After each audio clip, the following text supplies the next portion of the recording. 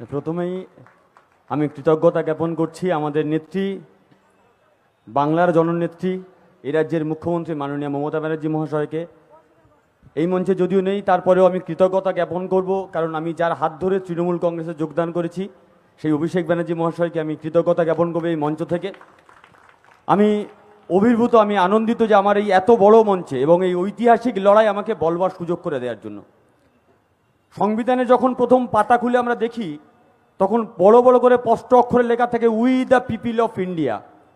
এখন দুর্ভাগ্যের হলো সত্য, এই বিজেপির আসার পরে আর এই ভ্যানিশ কুমার না জ্ঞানেশ কুমার আসার পর থেকে বলে who the people of India. নির্বাচনের আগে we the people of India, নির্বাচনের পরে who the people of India. এই জ্ঞানেশ কুমারের প্রচুর জ্ঞান, শুধু কাণ্ডজ্ঞানটুকু নেই। মানুষের জন্য কাজ করবার জন্য যে নির্বাচন কমিশন, যারা মানুষের কাছে দায়বদ্ধতা, সেটুকু কাজকর্মনি করেন না। যেন তেন প্রকারে বিজেপির দালালি করতে হবে, যেন তেন প্রকারে মানুষের হয়রানি করতে হবে, যেন তেন প্রকারে বিজেপির স্লোগানকে এই পশ্চিমবঙ্গের মাটিতে বাস্তবায়িত করতে হবে। তার জন্য যতগুলো নাম আছে নাম কেটে দাও। বিজেপি নেতারা দিল্লিতে গিয়ে হন্না দিয়ে পড়ে আছে যে পশ্চিমবঙ্গে আমরা জিততে পারছি না, বলছে পয়সা দিয়েছি, টাকা দিয়েছি, গাড়ি দিয়েছি, বডিগার্ড দিয়েছি, তারপরে কেন তোমরা জিততে পারছো না? বললো আসলে বাংলাদেশ থেকে প্রচুর রোহিঙ্গা এসছে, তাই আমরা জিততে পারছি না। সেই জন্য নির্বাচন কমিশনকে পাঠানো হলো, পশ্চিমবঙ্গে যাও, বেছে বেছে নাম কেটে দাও। যারা তৃণমূল কংগ্রেসের সমর্থন করে, যে মহিলারা সমর্থন করে, তারা আদিবাসী হতে পারে, তারা এসসি হতে পারে, এসটি হতে পারে, তারা মুসলমান হতে পারে, তারা মহিলা হতে পারে, তাদের নাম রাতারাতি কেটে বাদ দিয়ে দাও। ওই জন্য নাম দিয়েছে আমাদের রাজ্যের আমাদের নেত্রী, তিনি বারবার করে বলছেন ভ্যানিশ কুমার। এই ভ্যানিশ কুমার যতই চেষ্টা করুক তৃণমূল কংগ্রেসকে ভ্যানিশ করতে পারবে না।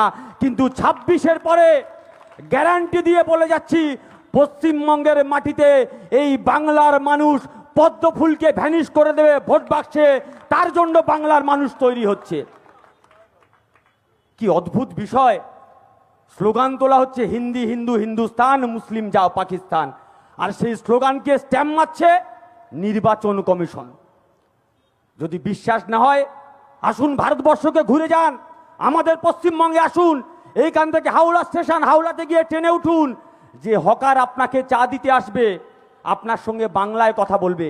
আপনি তাকে জিজ্ঞেস করবেন বাংলা ভাষায় যে ভাই তোমার উপাস্য দেবতা বা দেবীর নাম কি? হকার বাংলায় বলবে আমার উপাস্য দেবতা বা দেবীর নাম হচ্ছে মা দুর্গা অথবা মা কালী। ট্রেনটা কিছুক্ষণ পর চলে যাবে উড়িষ্যাতে, হকারের ভাষা বাংলা থেকে হয়ে যাবে উড়িয়া, উপাস্য দেবতা হয়ে যাবে জগন্নাথ দেব। তারও কিছুক্ষণ পর ট্রেনটা চলে যাবে তামিলনাড়ু, হকারের ভাষা বদলে যাবে তেলুগু, উপাস্য দেবতা হয়ে যাবে মীনাক্ষী দেবী। তারও কিছুক্ষণ পর ট্রেনটা চলে যাবে অন্ধ্রপ্রদেশ, হকারের ভাষা বদলে যাবে তেলুগু, উপাস্য দেবতা হয়ে যাবে নৃসিম্হা। ওখান থেকে চলে যান কেরালা, হকারের ভাষা বদলে যাবে মালায়ালাম, উপাস্য দেবতা হয়ে যাবে পরশুরাম।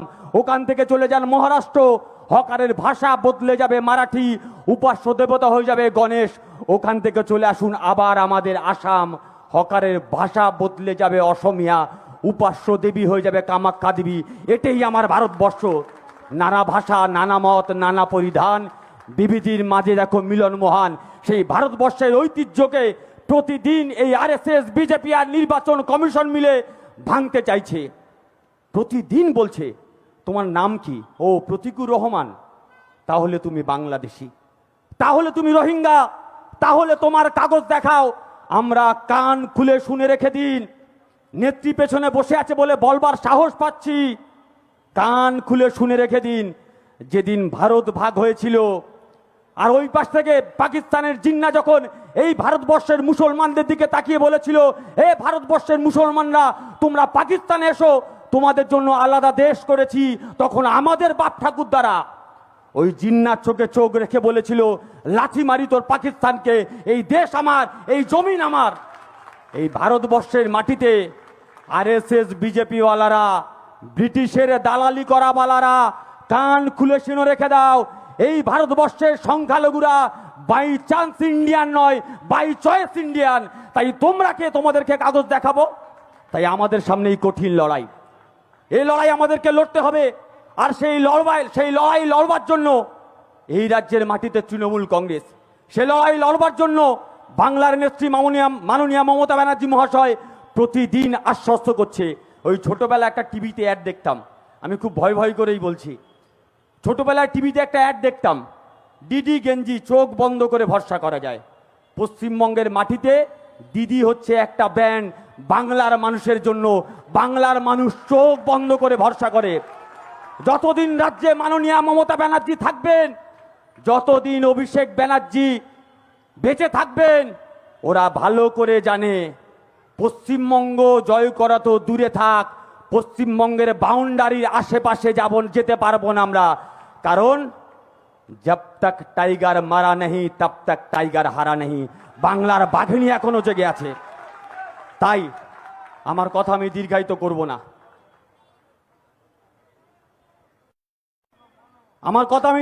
করব না, আপনারা জানেন, অনেকে হেঁড়ে গলায় বলে সবারও দিন সমান নাহি যায়, আমি নাম নেব না।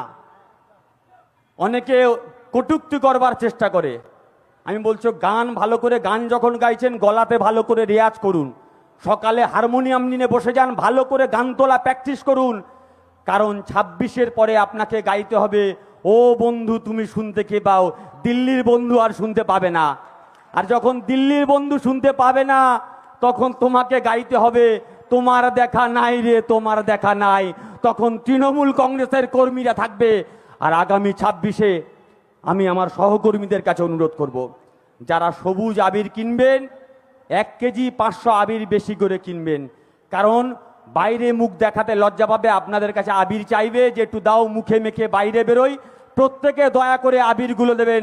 আগামী 26-এ বাংলার মাটিতে বাংলার জন্য আজকের এই লড়াই যদি আমরা হেরে যাই, এই লড়াই যদি আমাদের প্রজন্ম হেরে যায়, শুধুমাত্র আমরা হারবো না, শুধুমাত্র ওই মানুষটা হারবে না, এই লড়াই যদি আমরা হেরে যাই, ভারতবর্ষে সংবিধান বিরোধী লড়াই হেরে যাবে। ভারতবর্ষে যারা সংবিধানের বিরোধিতা করে তাদের বিরুদ্ধে লড়াই দুর্বল হবে। তাই ওই মানুষটা জিতলে বাংলা জিতবে। বাংলা জিতলে যারা সংবিধানকে হারাতে চায় তারা জিতবে, আর সংবিধান জিতলে গোটা দেশ জিতবে। তাই দেশ বাঁচানোর লড়াই আপনারা সামিল হবেন, এই আহ্বান জানিয়ে সবাইকে আবারও আন্তরিকভাবে কৃতজ্ঞতা জানিয়ে আমি আমার কথা শেষ করলাম। জয় বাংলা, জয় বাংলা। মমতা ব্যানার্জি জিন্দাবাদ, মমতা ব্যানার্জি জিন্দাবাদ। জয় বাংলা, অভিষেক ব্যানার্জি জিন্দাবাদ। জয় হিন্দ। থ্যাংক ইউ প্রতিকূল।